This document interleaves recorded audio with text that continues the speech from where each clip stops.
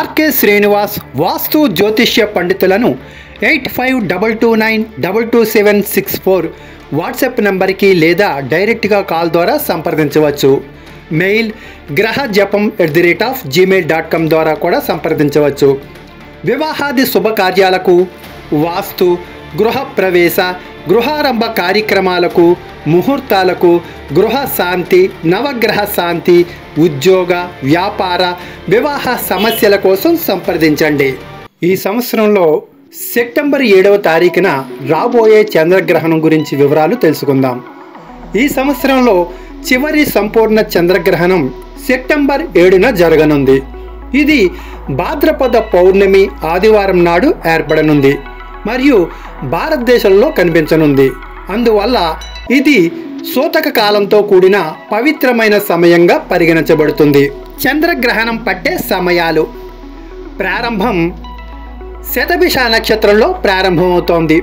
September 7వ తారీఖు రాత్రి 9:50 రాజమండ్రి స్టాండర్డ్ సమయంలో ప్రారంభం కాబోతోంది. గ్రహణ మధ్యకాలం రాత్రి 11:41. నిమీలన కాలం రాత్రి 12:24.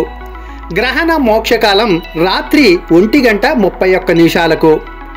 ఆద్యంత పుణ్యకాలం రాత్రి 3:41. చంద్రగ్రహణ కాల వ్యవధి సుమారుగా 3:29 ఉంటుంది.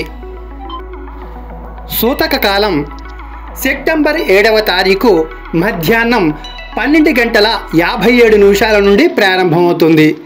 ఈ సూతక కాలం గ్రహణం ముగిసే వరకు ఉంటుంది. ఈ సమయంలో దేవాలయాలు మూసివేయబడతాయి, పూజలు నిలిపివేయబడతాయి మరియు శ్రాద్ధ కర్మలు చేయటం నివారించబడుతుంది.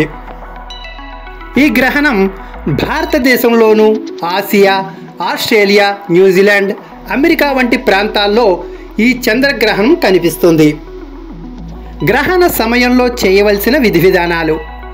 మంత్రోచ్చరణ, ధ్యానం, పారాయణం చేసుకోవచ్చు. తెల్ల వస్త్రములు, అన్నదానం, దానాలు చేయటం శుభప్రదం. ఇక్కడ అన్నదానం అంటే స్వయంపాక దానంగా గుర్తించాలి. చంద్రగ్రహణ అనంతరం స్నానం, పూజలు, శాంతి హోమం చేయటం మంచిది. పూజ గదిని శుభ్రం చేసి పూజలు పునః ప్రారంభించుకోవచ్చు. చంద్రగ్రహణ ప్రత్యేకత.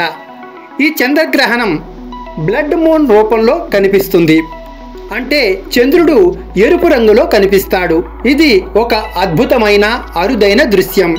అయితే ఈ రాహుగ్రస్త సంపూర్ణ చంద్రగ్రహణం కుంభరాశిలో శతభిషం మరియు పూర్వభాద్ర నక్షత్రాల్లో సంభవించనుంది.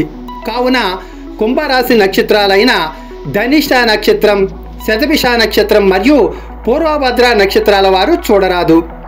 మరుసటి రోజు ఈ రాశి వారు మరియు నక్షత్రాల వారు యథాతథంగా చంద్రగ్రహణ శాంతి చేయించుకోవటం ఉత్తమమైన మార్గం.